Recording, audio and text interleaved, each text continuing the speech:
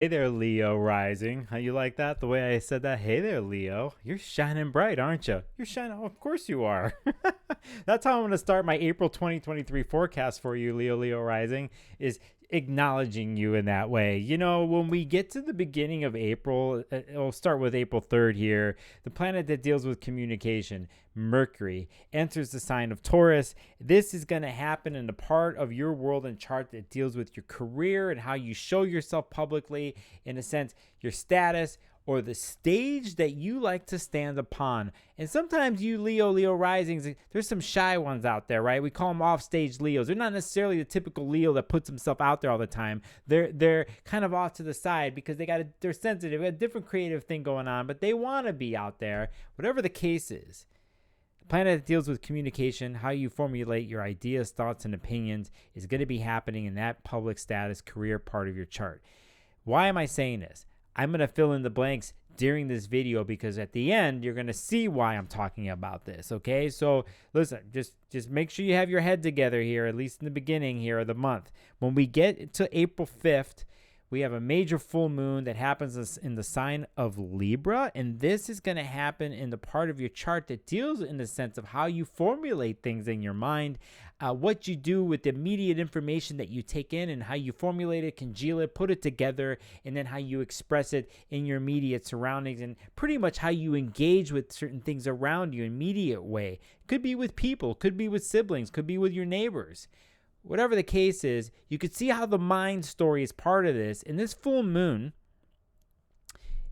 exposes that. Now, there's something else involved in this full moon here, and it has to do with not just of how you formulate things like data, but it goes to something deeper. When we take our minds and then we start to take it to the next level, which in this case, what I'm trying to say is how we philosophize about things, about what our higher truth is, questions of existence, other people's truths, how other people see things, how the debate between those things that people have. I'm not talking about some internet comment section. That's frivolous. I'm talking about the deeper things in life and how you contemplate those things.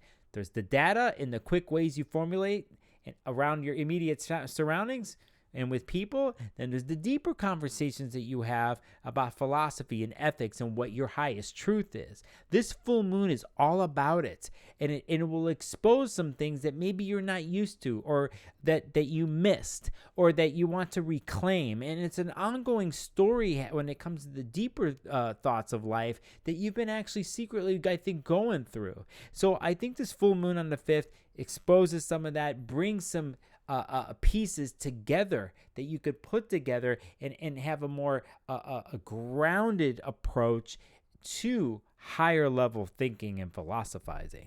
So when we get to the 10th, Venus, the planet of love and money and how we relate to things, is going to enter the sign of Gemini.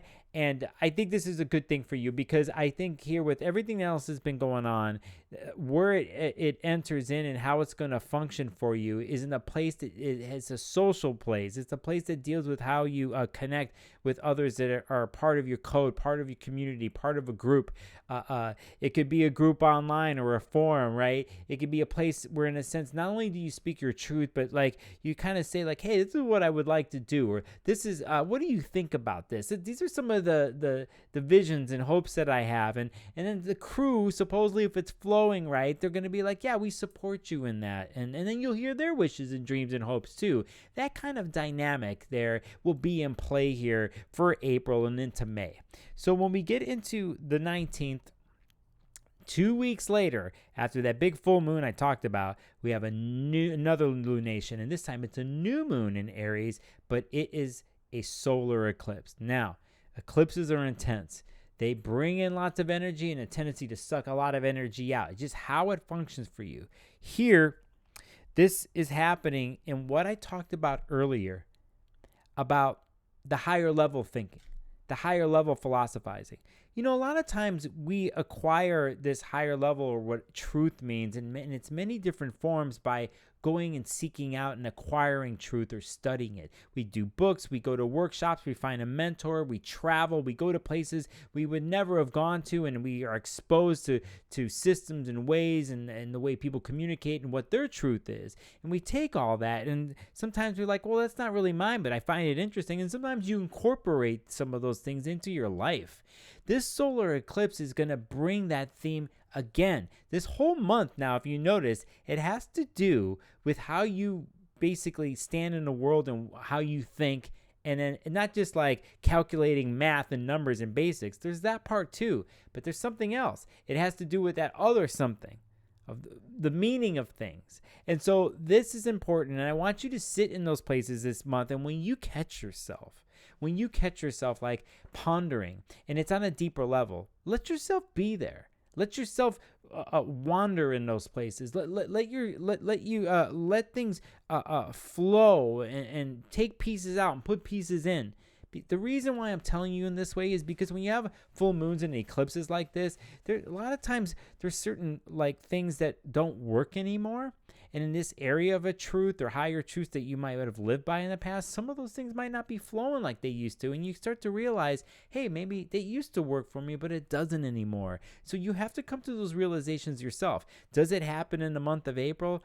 Maybe a little bit, but it really sets you up for a 1.5-year story of this, actually, on a deeper level. And those are for some other videos.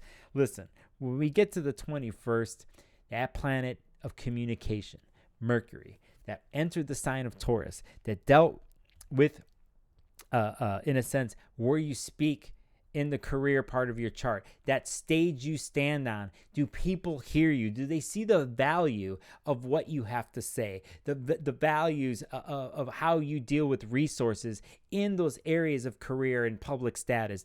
Are you honored for that? Whatever the case is, when we get to the 20th, or excuse me, April 21st, that planet Mercury in Taurus is going to stop and go backwards for 3 weeks. They call this Mercury retrograde. And you have a reevaluation that's happening in the career public status of your chart, or the stage that you stand upon, and how you normally communicate and talk and come up with things here in your head, and then how it comes through. The value in that is going to be up for review. And there could be some mishaps in communications and emails, or the way you express, or to other people, how they're expressing to you, and it's not exactly connecting in that career public status part of your world. So there's a reason for this, and it's because something needs to be looked at again and reviewed. And Mercury retrogrades are an amazing opportunity to reclaim and review wherever it is. In this case, it has to do with how you speak publicly and what you have to say. So maybe it doesn't come out as fast as you want it. Maybe there's some mess ups in the sentences and words, or misunderstandings, but it's a chance for you to review, to contemplate things, how you communicate. Now, you notice what I've been talking about? Have you caught a theme here about the month for you, Leo risings? It has to do with how you're processing up here, and then on the deeper level, the philosophizing. And then when it does come out, right? When it does come out, that's a story here for the next 1.5 months. And so just take note of that. Maybe actually take notes. Write it down in your journal, make notes, review it, go back, scratch it out, write some more, and then start to put it together. All right. I hope you dug what I had to say to you, my beautiful, shining Leos. If you like this channel, please hit the subscribe button. Please share it. Leave a comment. My name is Nicolas Polymonakos, a.k.a. Sparkles of Gold. See, not just the Leo sparkle. I sparkle too. And I'll see you on the next video.